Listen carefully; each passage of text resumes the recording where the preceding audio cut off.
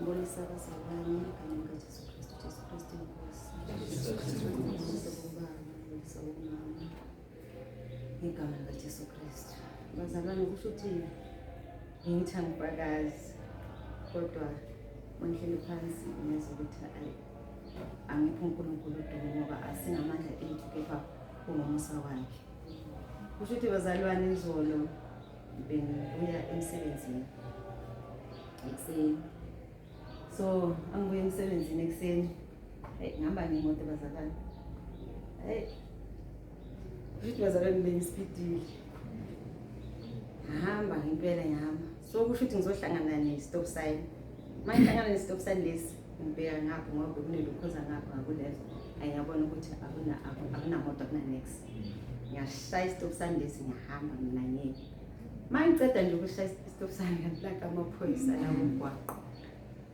Hayi ave sangimisa. Ngimeke bazalwane. Afike kahle uphoyisa ngibulise kahle.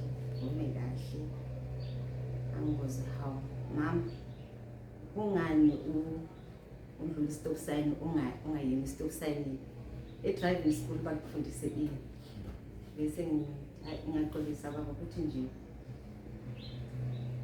ngibheke ngapha ngangabona nganamoto usafe ukuthi ngandlula ngasenyandlula sebe athi kimi ngicela i-license yakho wazi ukuthi ke manje ngizokubhala itikiti le-750 for ukujumpa i-stop sign.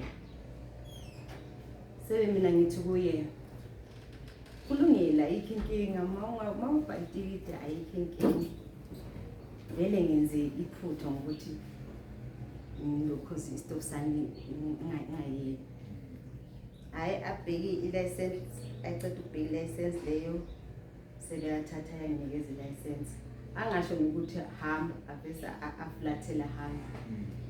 Sebe ngithi inhlizweni yo Nkosi Jesu ngiyabonga ukumusa wakho ukuthi umthinte ukuthi angabhali ekushwani befanele vele ukuthi angibhale kepha ngomusa kaNkulunkulu azange angibhale ngambonga uNkulunkulu